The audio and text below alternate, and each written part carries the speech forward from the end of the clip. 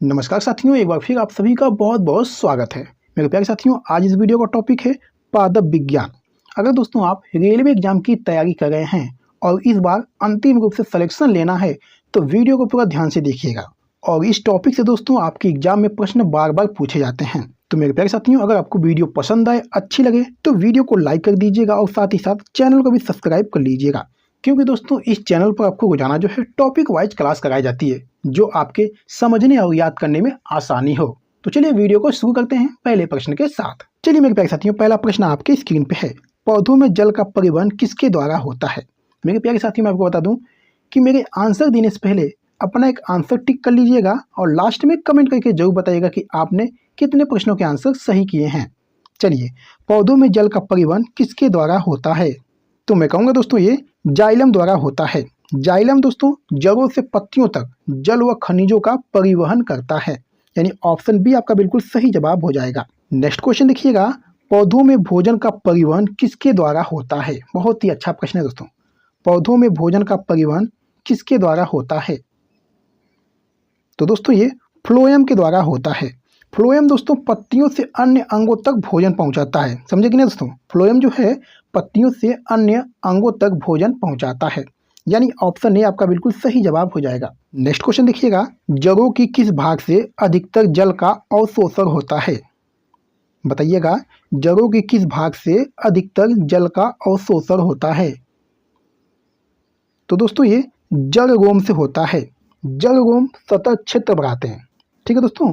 जड़ रोम सतह क्षेत्र बढ़ाते हैं और जल अवशोषण करते हैं, यानी ऑप्शन बी आपका बिल्कुल सही जवाब हो जाएगा। नेक्स्ट क्वेश्चन देखिएगा, पौधों में वाष्पोत्सर्जन मुख्य रूप से कहाँ से होता है। चलिए बताइएगा, बहुत ही महत्वपूर्ण प्रश्न है दोस्तों।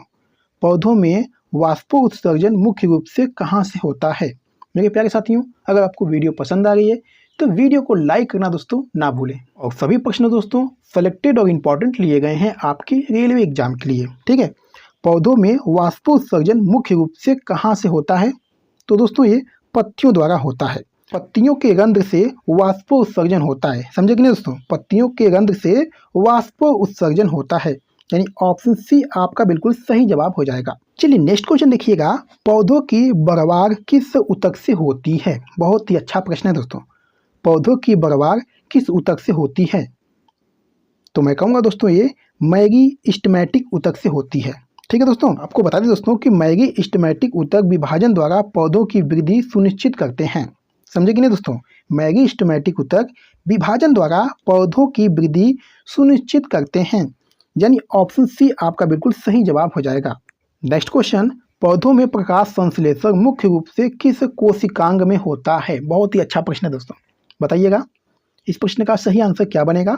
पौधों में प्रकाश संश्लेषण मुख्य रूप से किस कोशिकांग में होता है, तो मेरे प्यारे साथियों ये क्लोरोप्लास्ट में होता है।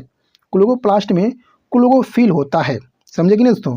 क्लोरोप्लास्ट में क्लोरोफिल होता है जहां प्रकाश संश्लेषण होता है दोस्तों, ठीक है। तो इस प्रश्न का सही आंसर ऑप्शन बी बनेगा।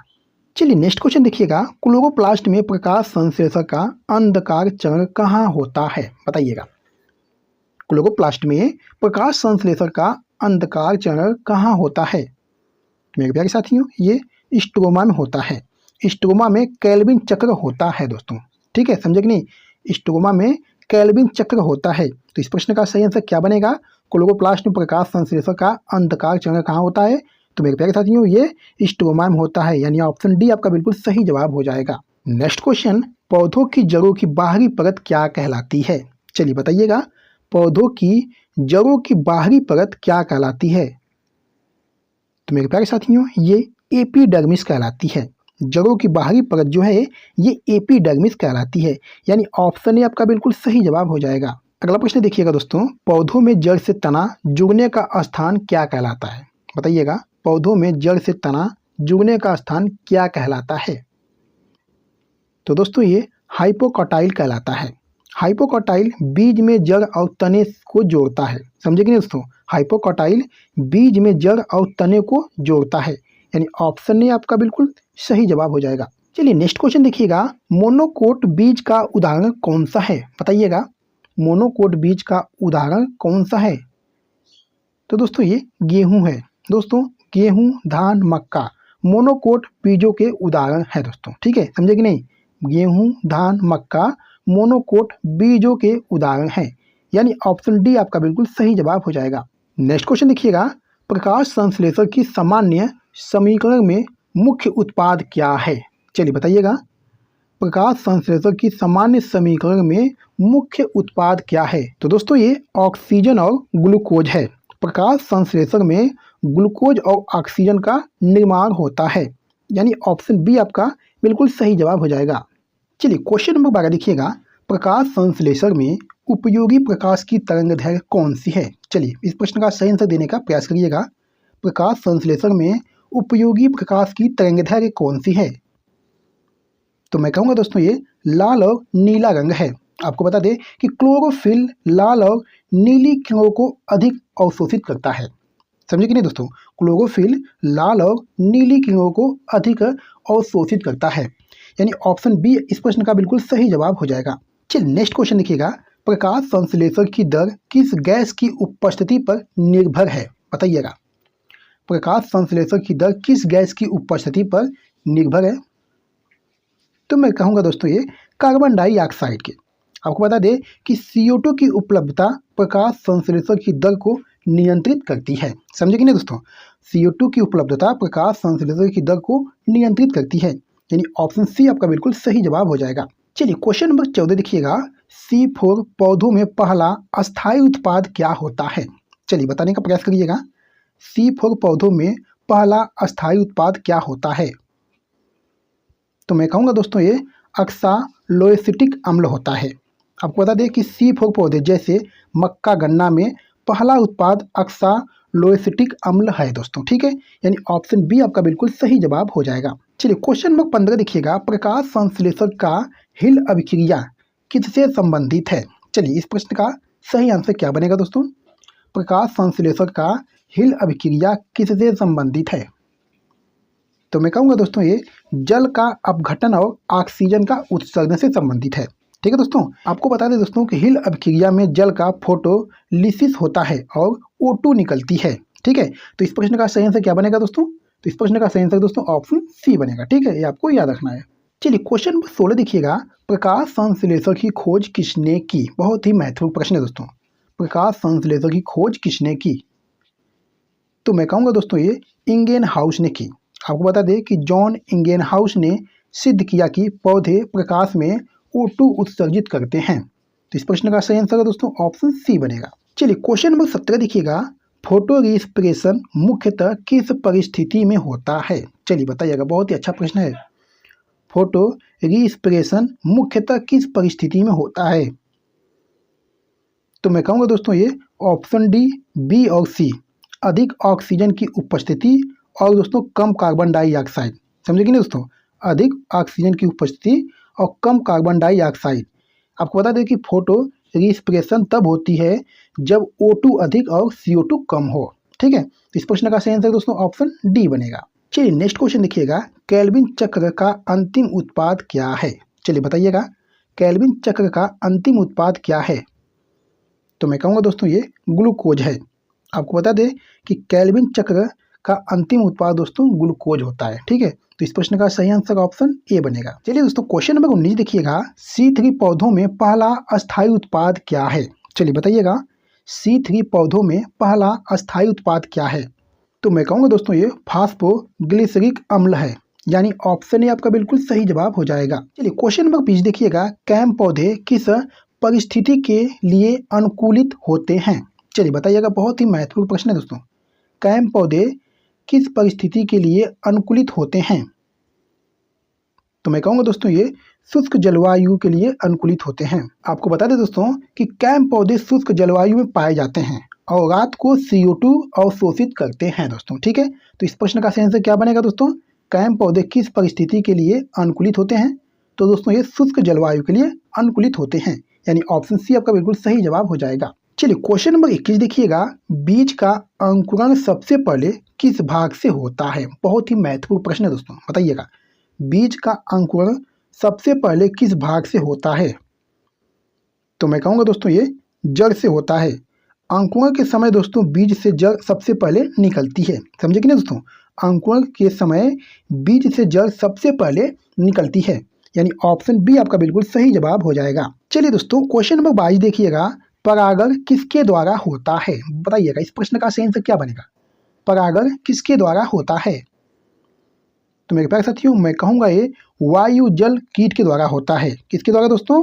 वायु जल कीट के द्वारा होता है। यानी इस प्रश्न का सही आंसर क्या बनेगा? उपरोक्त सभी। आपको बता दें परागण जो है वायु जल कीट या पक्षियों द्वारा हो सकता है। ठीक है, तो इस प्रश्न का सही आंसर ऑप्शन डी बनेगा। चलिए नेक्स्ट क्वेश्चन देखिएगा, फूल में परागकण कहाँ बनते हैं? बहुत ही महत्वपूर्ण प्रश्न है दोस्तों, फूल में परागकण कहाँ बनते हैं? तो मेरे प्यारे साथियों ये परागकोश में बनते हैं, यानी ऑप्शन डी आपका बिल्कुल सही जवाब हो जाएगा। चलिए क्वेश्चन नंबर 24 देखिएगा, फूल का स्त्री केसर किन भागों से बना होता है? चलिए बताइएगा, वेरी वेरी इंपॉर्टेंट क्वेश्चन। फूल का स्त्री केसर किन भागों से बना होता है? तो मैं कहूँगा दोस्तों ये वर्तिकाग्र, वर्तिका और अंडाशय से बना होता है, यानी ऑप्शन बी आपका बिल्कुल सही जवाब हो जाएगा। चलिए क्वेश्चन नंबर 25 देखिएगा, डबल फर्टिलाइजेशन किस में पाया जाता है? बताइएगा डबल फर्टिलाइजेशन किस में पाया जाता है? तो मैं कहूँगा दोस्तों ये आवृत बीजी में पाया जाता है। केवल दोस्तों आवृत बीजी पौधों में डबल फर्टिलाइजेशन पाया जाता है। ठीक है, तो ऑप्शन सी आपका बिल्कुल सही जवाब हो जाएगा। चलिए क्वेश्चन नंबर 26 देखिएगा, बीज के अंदर भ्रूण का पोषण कौन करता है? बहुत ही अच्छा प्रश्न है दोस्तों। बीज के अंदर भ्रूण का पोषण कौन करता है? तो मेरे प्यारे साथियों ये एंडोस्पर्म करता है। ठीक है दोस्तों, बीज में भ्रूण का पोषक जो है एंडोस्पर्म करता है, यानी ऑप्शन ए आपका बिल्कुल सही जवाब हो जाएगा। चलिए क्वेश्चन नंबर 27 देखिएगा, अपुष्पक पौधों में प्रजनन किससे होता है? Very very important question. अपुष्पक पौधों में प्रजनन किससे होता है? तो मैं कहूँगा दोस्तों ये बीजाणु से होता है। दोस्तों आपको बता दें कि काई व फर्न जैसे पौधे बीजाणुओं द्वारा प्रजनन करते हैं। समझे कि नहीं दोस्तों, काई व फर्न जैसे पौधे बीजाणुओं द्वारा प्रजनन करते हैं। तो इस प्रश्न का सही आंसर क्या बनेगा? तो ऑप्शन बी बनेगा। ठीक है, चलिए दोस्तों क्वेश्चन नंबर 28 देखिएगा, फल का निर्माण किससे होता है? बताइएगा फल का निर्माण किससे होता है?